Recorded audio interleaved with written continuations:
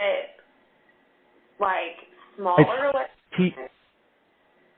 T- in-home is just televisions over the 37-inch mark and all major appliances.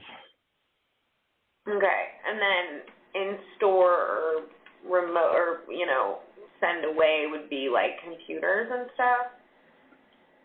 Yeah, it depends on what it is. The basic type computer repairs that weren't going to be complete tear downs and replace, those were done in our retail locations, and then the ones that were more complicated were sent to more services-based, skill centers.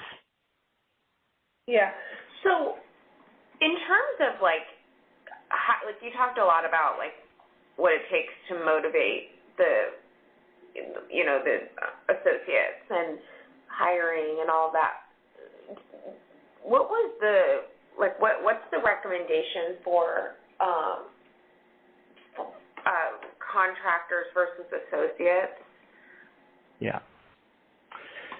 So contractors usually are going to tend to be a little bit less expensive to work with. So I was fortunate enough to be able to have both sides of that in my most recent role for the last 3 years, which was both fulfillment with our field technicians that were directly ours, and then also what we would call a third party via contract.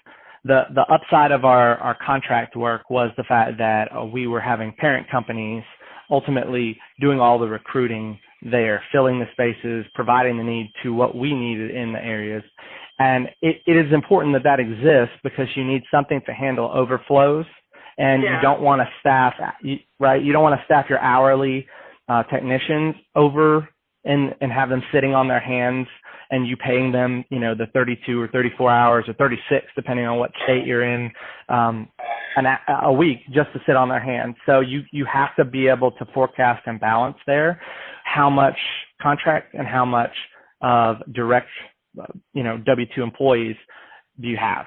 So we spent a lot of time back and forth in that field, but as we were growing from the retail space and in each category, they were our outlet to kind of grow responsibly without overstaffing, which happened, about 6 years ago. We had to do kind of a big layoff because we did not monitor it closely enough. And every time there was a surge, we would just throw people at it.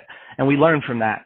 So we were much more responsible in that decision-making process and have saved a ton of jobs in the process over the course of the years and been able to keep people in role and not have that constant job security question floating in their head.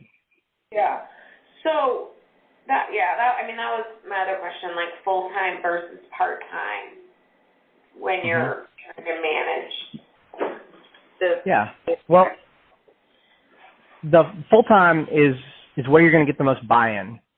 Full-time is where you're going to get the longer tenures, the people that are going to stick around. So your investment in both the onboarding and training, which is much more significant than a retail location when you're talking about doing in-home services. You have tons of things to consider. If they're your employees, they're driving your vehicles, they're managing your inventory, the chances of them doing something inappropriate or there's so much freedom in it that it's almost a little bit scary to let somebody roll out. But when they're full-time and you're investing in them and they feel like they're in a secure place, they enjoy doing what they do, they enjoy their leadership, and there is a path if they want to. Some don't care to do anything but turn wrenches, and that's fine too. But you have to recognize and reward those individuals differently versus those who want to strive to be a trainer or an in-home supervisor or an in-home manager and follow a path that way. But if you don't, part-timers has been very transient. You're going to expect them not to be around very long, and you're going to be hiring them pretty regularly. Yeah. What training and like certifications are required? Obviously, we have some experience in services, but different kinds. But for this specifically, and in home, we do some of that today, but yeah. So, what categories would you? Because there's a little bit different per category. Are we talking